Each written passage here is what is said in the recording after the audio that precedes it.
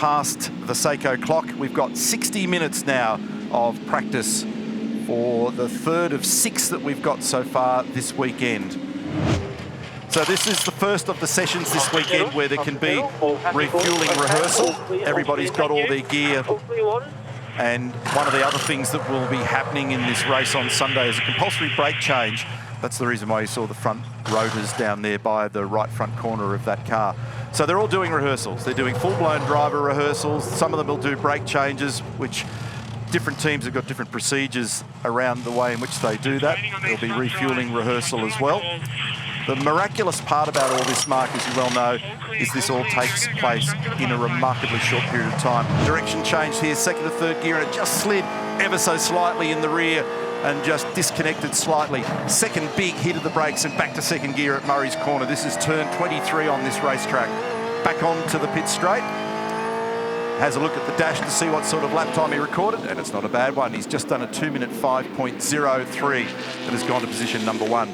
This is retro livery for car number 17 in the Shell V-Power Racing Team, reflecting the EL Falcon of 1998, the first year that Dick Johnson drove with his son, Stephen Johnson. Even the Repco logo on the rear flanks reflects an earlier corporate identity. So Van Gisbergen and Davison 1 and 2, and Mark, it's the huge margin of 9/100ths of a second between first and second, which is a marker for the stuff that we've been seeing all season and we will see all weekend. Nice lap there, Brodie Kostecki, a 4.83. The complexity of the driver change and how all that happens, it's very easy to not have communication if you haven't got the helmet lead done and the lead back to the car done properly. This is going to move, in fact it does move Andre Heimgartner up to position number 2. He's only 0.1 of a second away now from Brodie Kostecki. Over the top of the hill, Andre Heimgartner in the R&J Batteries, Brad Jones Racing entry fastest. Down the bottom of the hill, it's actually Thomas Randall in the Castrol entry that's gone quicker. Cam Waters on screen here, had some trauma yesterday stopping that car, ended up falling off the road in a couple of spots. Zane Goddard just getting a tweak. And James Moffat on the left-hand side of screen. I actually wouldn't mind one of those. Just got to be careful it doesn't rotate all the way around for me. Especially the fuel economy, as Richie Stanaway there just locks the left front. Does he get away with it? He does. That left-hand front tyre won't like it, but he didn't hit the fence on the right-hand side. So when you start to contemplate the co-driver contribution, it's an ugly moment there for, I think it's Hazelwood, isn't it? Yeah, Hazelwood over that inside curb in the S's, trying to stop it now for the dipper. This car looks really good.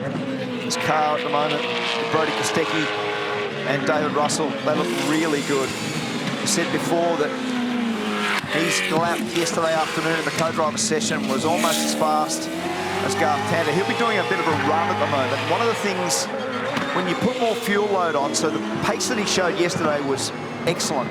So yeah, we had a little mishap with the brake change, and then the car was sitting there for longer than expected, and I think it's just spat some water out of the radiator. So I'm actually not sure what's going on at the moment. I'm afraid to ask. So we'll take your word for it. I'm pleased to be back on the tools, and he got back in the workshop.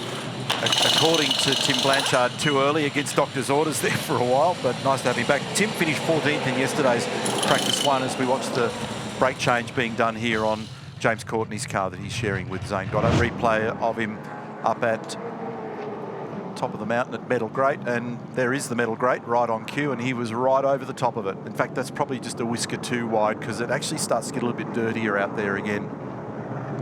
That's the widest that we've seen anybody all weekend.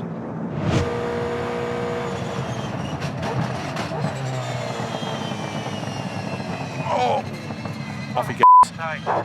Off he goes. So Van Gisbergen cranky.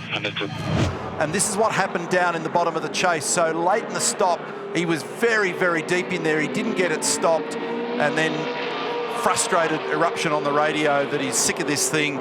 Why can't I get it stopped? He's good enough to be a 4.2 or 4.3 maybe. Let's see what this one looks like. He had a little bit too much understeer at the apex. 4.2. So nice job, Will Davison. Almost dead on Kostecki in sector 2. So we were critical of the car across the top of the hill, but it's improved a little bit on this lap. And he comes up 1 spot with a 4.6. So ended up with car 17 at the top of the pile, Will Davis and James Moffat. These graphics, by the way, reflect the driver that was in the car at the end of it, not necessarily the driver that's done at the time. So it's the Shell V-Power Racing Team entry of Davison that heads the play. Waters and Moffat next, and then Kostecki and Russell third position. Slade and Blanchard in fourth position. Mostert and Coulthard in fifth. Will Brown, Jack Perkins in sixth. Andre Heimgartner, Anton De Pasquale, Thomas Randall, Garth Tander, the top 10 in the end. I'll be curious to find out what's going on with car number 97 and what the read is in their garage.